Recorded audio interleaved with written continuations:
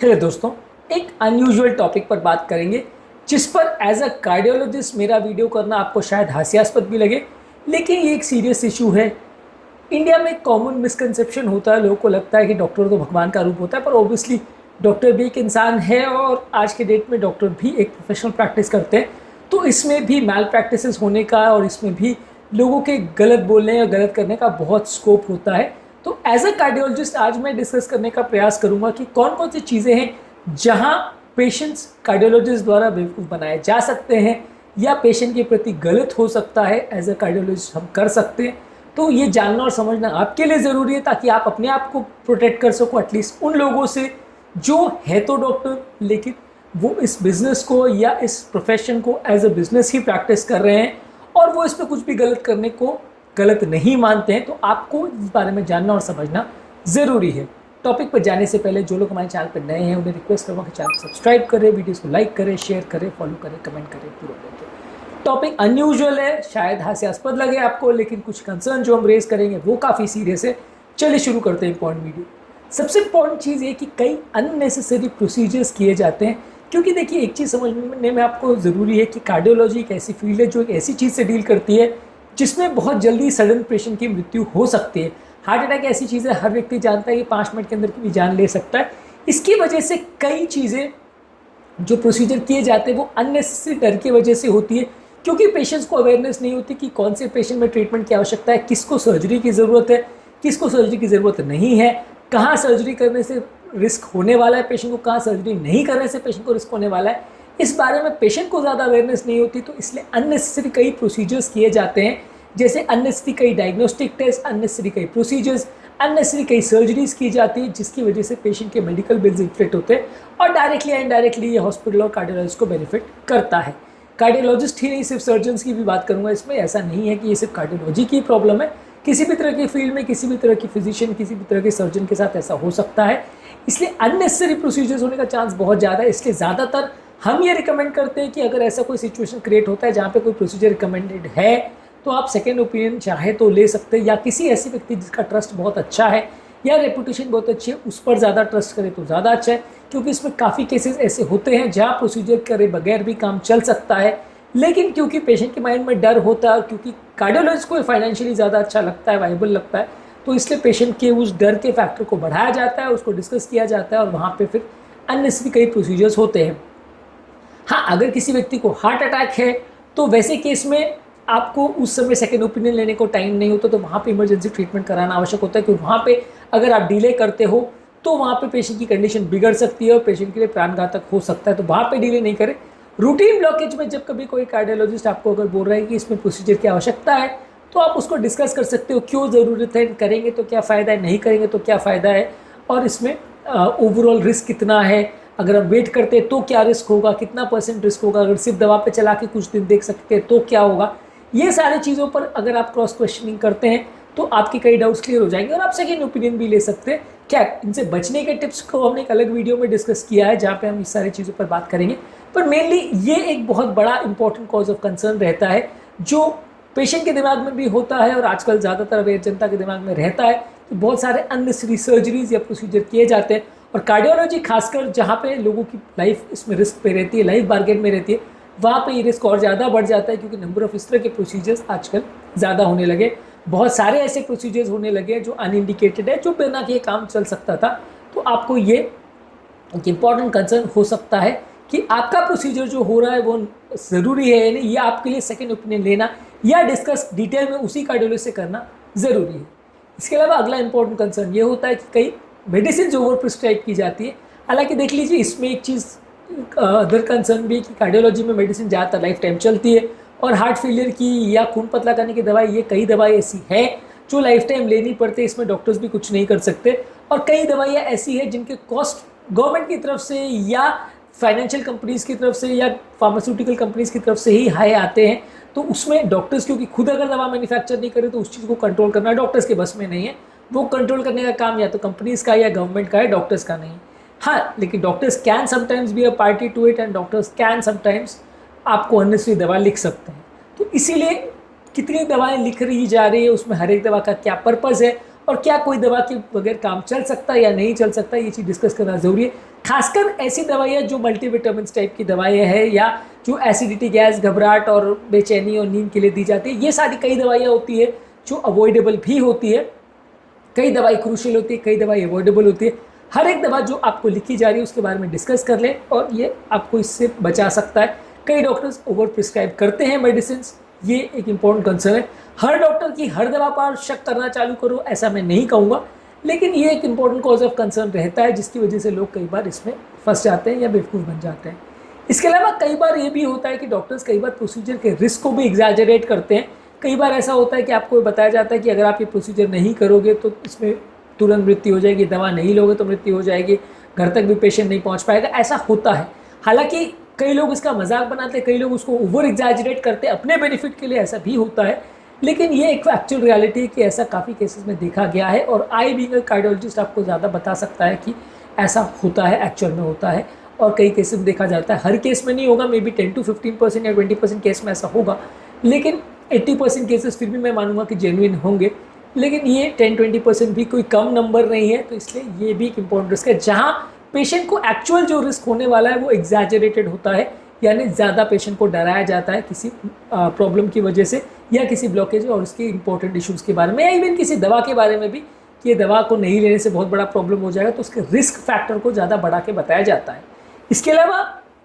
कई बार एक और प्रॉब्लम होता है कि किसी पर्टिकुलर थेरेपी के ऑल्टरनेटिव्स क्या हैं वो भी आपको नहीं बताया जाता है। आपको कोई भी थेरेपी जो दी जा रही है उसमें एज अ डॉक्टर हमारा काम ये होता है कि इसकी मैं आपको ऑल्टरनेटिव्स बताएं कि एंजियोप्लास्टी कर सकते हैं, कि बाईपास कर सकते हैं, कि दवा पर चला सकते हैं, कि कोई और पद्धति कर सकते हैं। वो थेरेपी के इश्यूज़ क्या है, फ़ायदे क्या है, नुकसान क्या है और उसको करने या नहीं करने से क्या फ़ायदा नुकसान होगा, ये डिस्कस करना ज़रूरी है। कई बार ये नहीं डिस्कस करने का रीज़न टाइम कंस्ट्रेंट भी होता है कि डॉक्टर्स बिजी रहते हैं तो आपको उतना चीज़ें नहीं बता पाते हैं, तो आपको वो चीज़ें रह जाती हैं। लेकिन पेशेंट के लिए भी ज़रूरी है कि वो क्रॉस क्वेश्चन करे, पेशेंट के लिए भी ज़रूरी है कि वो अपने आप को एजुकेट करे, पेशेंट के लिए भी ज़रूरी है कि वो यूट्यूब से या अलग अलग जगह से जहाँ से भी उसको इन्फॉर्मेशन मिल सकती है उस चीज़ों के बारे में जाने, समझे और फिर अपने डॉक्टर से पूछे कि क्या ये कर सकते हैं, क्या वो कर सकते हैं। ऐसे केस में क्या है कि डॉक्टर्स भी अपना टाइम एक्स्ट्रा दे के आपको वो चीज़ समझाने का जब प्रयास करते हैं तो आपका डाउट क्लियर हो जाता है कि आपके लिए जो आप कर रहे हैं वो सही कर रहे हैं कि नहीं कर रहे हैं और आप एटलीस्ट गलत चक्करों में फंसने से बच जाते हो। तो हर प्रोसीजर के ऑल्टरनेटिव्स नहीं बताना,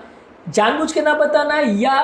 बिकॉज ऑफ टाइम रीजंस नहीं बताना, ये दोनों ही एक इंपॉर्टेंट इशूज़ है जिसकी वजह से पेशेंट का ट्रीटमेंट कॉम्प्रोमाइज़ हो सकता है। तो ये एक और चीज़ है जहाँ पेशेंट को थोड़ा और सजग होने की आवश्यकता है।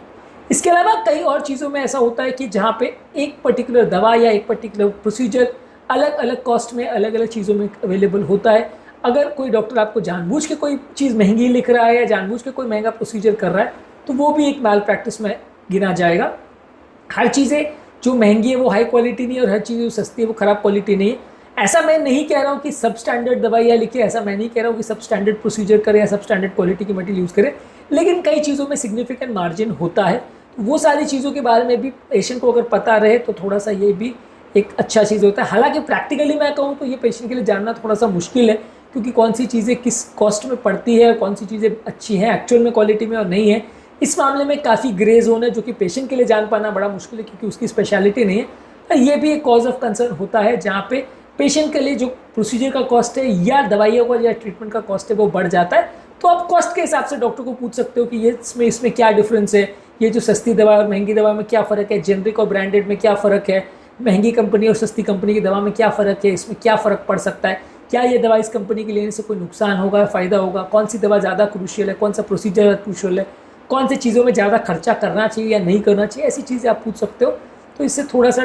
क्लैरिटी आएगी और इसमें थोड़ा सा आप भी जस्टिफाइड वे में ट्रीटमेंट करोगे, आपका अननेसेसरी पैसा और टाइम नहीं बिगड़ेगा। इसके अलावा इनएडिक्वेट इन्फॉर्म कंसेंट होना भी कई बार एक इशू होता है। कई बार प्रोसीजर के क्या फ़ायदे हैं, क्या नुकसान है, प्रोसीजर के बाद क्या तरह की प्रॉब्लम्स आ सकती हैं, ये सारी चीज़ें पेशेंट को पता नहीं होती। प्रोसीजर होने के कई दिनों हफ्तों बाद पेशेंट को पता चलता है कि स्टेंट में रीब्लॉकेज भी आ सकता है या तकलीफ भी आ सकती है या प्रोसीजर के तुरंत बाद भी जान जा सकती है। अब पेशेंट अगर हार्ट अटैक में एंजियोप्लास्टी करा रहा है तो वो तो ये मान के चल रहा है कि प्रोसीजर करने के बाद मेरा पेशेंट अमर हो जाएगा, जो कि सही नहीं है। एंजियोप्लास्टी के बाद भी सिग्निफिकेंट प्रॉब्लम आ सकती है, एंजियोप्लास्टी के बाद भी स्टेंट में रीब्लॉकेज आ सकता है। कितना आ सकता है, क्या आ सकता है, ये ऑलरेडी हम कॉम्प्लिकेशन में डिस्कस कर चुके हैं अलग अलग वीडियोज़ में। लेकिन ये भी एक इंपॉर्टेंट इशू होता है कि कई बार ये इशूज़ डिस्कस नहीं होते हैं पेशेंट से, जिसकी वजह से एक और प्रॉब्लम आता है कि पेशेंट को प्रोसीजर होने से पहले उसमें क्या फ़ायदे हैं, क्या नुकसान है, स्टेंट जो डल रहा है वो क्या होता है, कितना चलता है, दवा वाला नॉन दवा वाला स्टेंट क्या होता है, उसमें कितना रीब्लॉकेज का चांस होता है, ये सारी चीज़ें जानना और समझना ज़रूरी है। हमने ये सारी चीज़ों को आपको इसलिए ईजी करने के लिए बहुत सारे इस पर वीडियोस बना रखे हैं जिससे आपको जानकारी मिल जाए। कई बार टाइम कंस्ट्रेंट की वजह से या खासकर हार्ट अटैक के टाइम जब पेशेंट इमरजेंसी में आता है तो ये सारी चीज़ समझाने का उतना टाइम नहीं होता है, पर फिर भी एक रीजनेबल कोशिश अगर डॉक्टर करे तो आप उसे जेन्युइन मानेंगे। अगर कोई डॉक्टर बिल्कुल ही नहीं समझाता और ये बोलता है कि ये प्रोसीजर करा लो कभी कोई दिक्कत नहीं आएगी, तो ये चीज़ों को समझना और जानना ज़रूरी है और ऐसी चीज़ों में सेकेंड ओपिनियन लेना या डॉक्टर से डिस्कस करना ज़रूरी है। इसके अलावा कई बार ऐसा भी होता है कि कई बार health care bills over inflated होते हैं। कई बार ऐसे प्रोसीजर्स के कॉस्ट या ऐसी चीज़ों के कॉस्ट भी आपके बिल में आ सकते हैं जो पेशेंट के लिए ना किए गए हों या उस तरह से ना यूज़ किए गए हो जैसा कि आपको बताया गया था। तो ऐसी चीज़ें भी हो सकती हैं। हालांकि ये सारी चीज़ें आज के डेट में खासकर कार्डियोलॉजी में इतना होना पॉसिबल नहीं है, क्योंकि कार्डियोलॉजी में सारी चीज़ें सीडी पे रिकॉर्डेड होती है, सब चीज़ों की आपको रिपोर्ट मिलती है, हर चीज़ों की सीडी या रिकॉर्डेबल आपके पास चीज़ें होती है। और आजकल खासकर इंडिया में सेकेंड ओपिनियन लेना इतना ज़्यादा ईजी हो गया है कि हर शहर में 2-2 4-4 कार्डियोलॉजिस्ट मिल जाते हैं, तो आपको डिस्कस करना ईजी होता है। तो ये चीज़ें आजकल इंडिया में इतना कॉज ऑफ कंसर्न नहीं होता है। पहले ज़माने में जब पूरे एरिया में 1 या 2 कार्डियोलॉजिस्ट होते थे तो ये ज़्यादा इशू होता था कि पेशेंट की ऐसी चीज़ों के लिए भी बिल कर लिया जाता था जहाँ पे उसका प्रोसीजर हुआ ही नहीं है या हुआ है तो प्रॉपरली नहीं हुआ है, पूरा कंप्लीट नहीं हुआ है, ऐसी चीज़ें होती थी।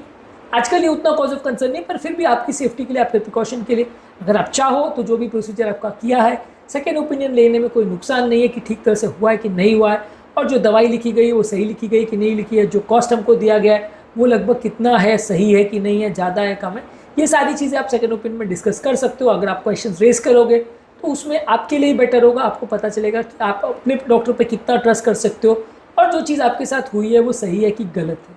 आज के टॉपिक में कुछ इंपॉर्टेंट इश्यूज़ पर हमने बात करी जहाँ पे एक कार्डियोलॉजिस्ट द्वारा या एक फिजिशियन द्वारा पेशेंट्स कई बार बेवकूफ़ बन जाते हैं या गलत उनके साथ हो जाता है, और क्या क्या शॉर्ट में हमने डिस्कस किया कि आप कर सकते हो इनसे बचने के लिए, कहाँ कहाँ आपको ज़्यादा जानकारी होना आपको इस तरह की प्रॉब्लम से बचा सकता है। एक सेपरेट वीडियो में इससे बचने के लिए और कहाँ कहाँ हम अपने आप को बेटर कर सकते हैं उस पर के टिप्स पर हमने बात करी। यदि आप वो वीडियो देखेंगे तो आपको इससे कई यूज़फुल टिप्स मिलेंगे। और यदि इस टॉपिक पर कुछ और डिस्कशंस आप चाहते हैं, कोई स्पेसिफिक पॉइंट्स को डिस्कस करना चाहते हैं तो वो भी हम डिस्कस कर सकते हैं। हर चीज़ ब्लैक एंड वाइट नहीं होती है, बहुत सारी चीज़ों में ग्रे जोन्स होता है, इसलिए हर चीज़ को हम बोले कि ये जो हुआ वो गलत हुआ और ये जो हुआ वो सही हुआ, वो पूरी तरह से सही नहीं है। बहुत सारी चीज़ों में ग्रे जोन होता है जिसमें अलग अलग लोग की राय अलग अलग हो सकती है। मैं उसे मैल प्रैक्टिस में नहीं गिनूंगा कि